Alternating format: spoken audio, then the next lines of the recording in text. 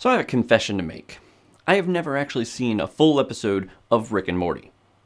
I know, shocking. I also never watched Breaking Bad, and I've only seen one episode of Game of Thrones. But that doesn't stop me from knowing that I would like these shows if I did watch them, and that they are, in fact, probably amazing shows. And since Rick and Morty fandom is at an all-time high right now, I thought I'd bring up a topic that's kind of near and dear to my heart. Whenever you're a fan of something, it's because that thing brings you joy. It doesn't matter if you started liking it from the very beginning, or if you started liking it midway through the third season and went back and watched all of the stuff and now you've memorized almost every line and you want to talk about those early seasons that nobody wants to talk about anymore. It doesn't matter if you collect all of the merchandise for that thing and you've got 50 t-shirts sitting in your closet with the face of the character of the show that you like. It also doesn't matter if you just binge watch the show on Netflix on the weekends when you feel like it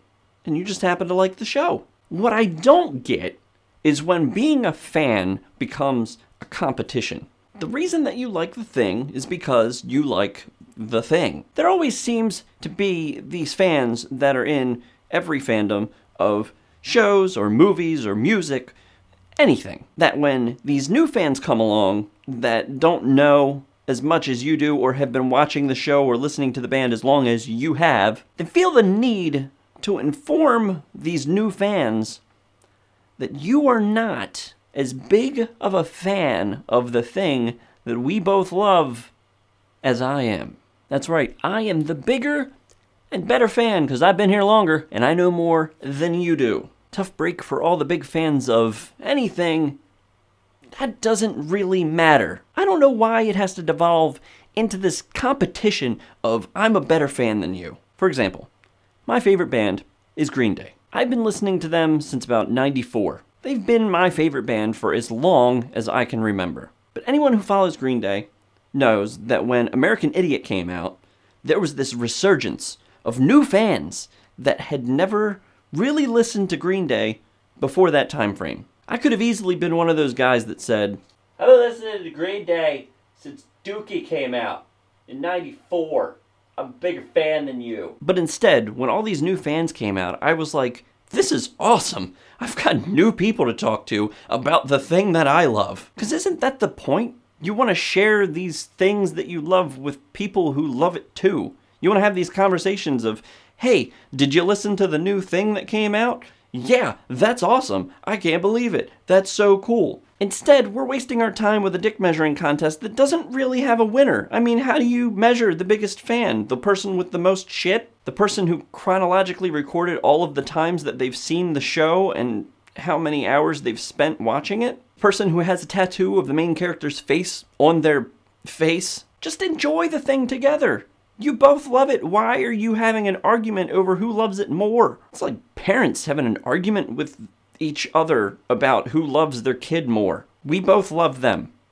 Why are we arguing? And I've touched on this other piece before. Zay Frank actually did a video. I'll leave a link in the description. It's about yucking yums. Essentially what you do when you yuck a yum is when somebody likes a thing and you're like, ew, why do you like that? As if your opinion affects whether or not they like the thing that they like. I mean, this thing happens all over the place. It happens with things that entertain us to food. It happens with weather, colors, cars, pretty much everything, because you can have an opinion on pretty much everything. But when somebody's like, man, I love nachos, your first response shouldn't be, ew, why do you like nachos? You should like sushi.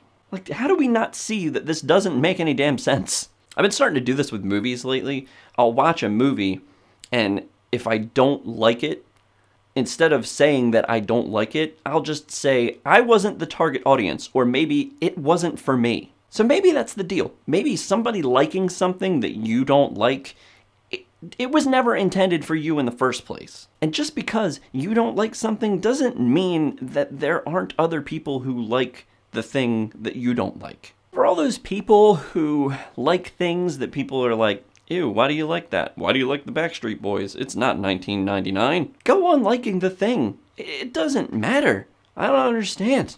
For all those people who keep taking a giant shit on things that people like, stop doing that.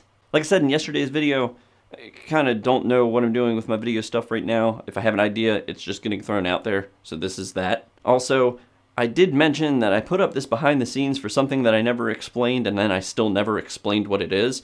There's a competition for a YouTube channel called Film Riot that I'm going to be filming on the 20th of this month, and then I'm going to be releasing it on YouTube. It's a 1-minute short, and it's a competition for that channel, and the prizes are substantial. It's pretty cool prizes.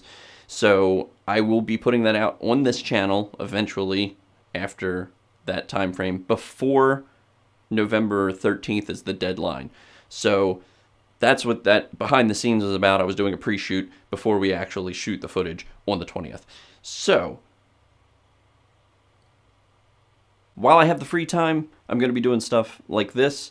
I'm also planning to shoot a music video for someone I did a backing track for a while ago, and they're doing the actual video. They did the vocals. More on that later. And hopefully I'll get back into the groove of doing more things, more skit stuff, more of this kind of intimate, me talking to you things, and just evolve. I'm starting to feel comfortable with doing this stuff again and finding time, making time to do the things. You always have time. It's a matter of priorities. You make the time for the things that you want to do. So I'll make time for this when I can make time for it, if I choose to. Bye.